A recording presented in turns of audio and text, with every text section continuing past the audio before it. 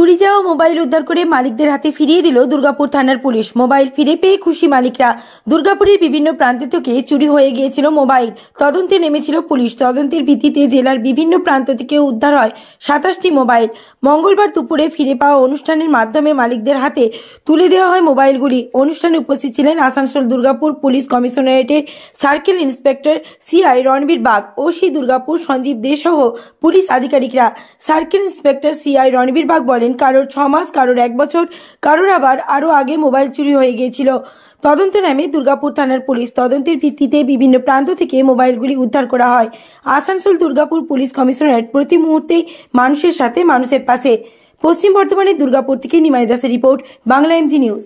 এটি একটি মহতী অনুষ্ঠান এবং আমাদের এই আসানসোল দুর্গাপুর পুলিশ কমিশনারেটের সিপি সাহেব এবং আমাদের ডিসিপি ইস্ট সাহেব ও অন্যান্য সাহেবরা এবং তাদের অনবরত সুপারভিশন, পারসুয়েশন এই সমস্তর উপর ভিত্তি করে আমাদের টিম দুর্গাপুর অর্থাৎ দুর্গাপুর পিএসের যে টিম আছে তারা এই যে এতগুলো লোকের মুখে আজকে হাসি ফোটানোর ব্যবস্থা করেছে, এর জন্য আমি ওসি দুর্গাপুর এবং আমার দুর্গাপুর পিএসের টিমকে আমি ধন্যবাদ জানাই, স্যালুট জানাই আমার এডিপিসির তরফ থেকে।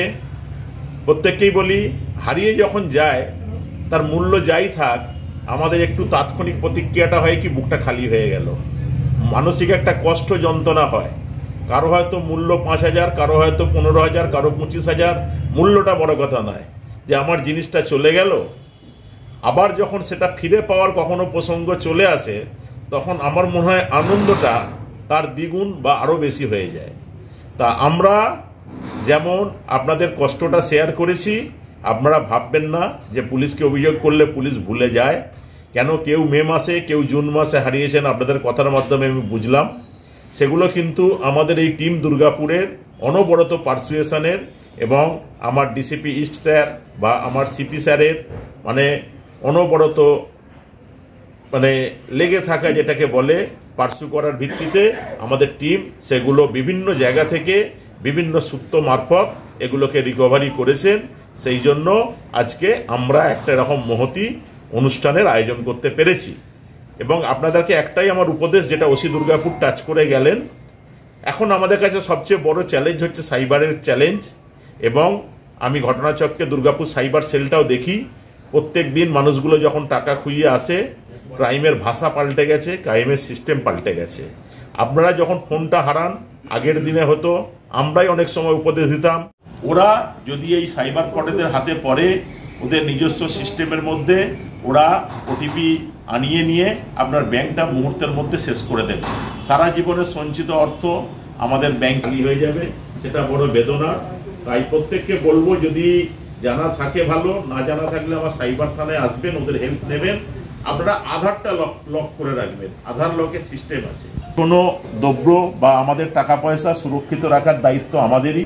তাই আমার আপনাদের কাছে উপদেশ থাকবে, আপনারা দেখুন আপনাদের সম্পত্তি যাতে সুরক্ষিত থাকে। আর যদি দেখে নিন এটা আপনার মোবাইল কিনা, কিনে নিন। স্যার, এই ফটোটা পেলে ভালো হতো না? মানুষ একটু শোনো, নেক্সটটা নিন, হাততালি নিন।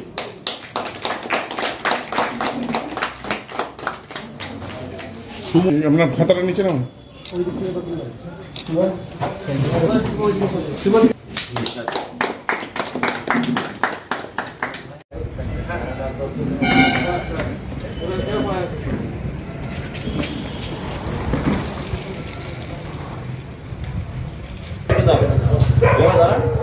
ওইদিকে দেখা, ওইদিকে দেখা। হ্যাঁ, আপনার নামটা বলুন।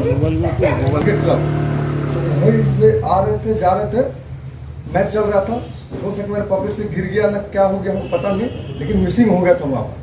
तो फिर बोला कि नहीं, थोड़ा जाके स्टेशन में थोड़ा सा बोलेगा तो अच्छा रहेगा शायद, तो किया। इसलिए आपको तो पता चला कि मोबाइल फिर दोबारा मिल गया।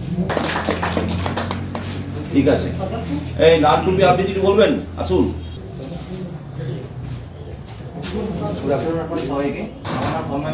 আমি হসপিটাল থেকে যাচ্ছিলাম, ডিএসপি হসপিটাল। তো রাস্তাতেই আমার ফোনটা মিসিং হয়। তো আমি রীতিমতো থানায় আসি, সেদিনই জিডি করি। স্যাররা অনেক হেল্প করেন।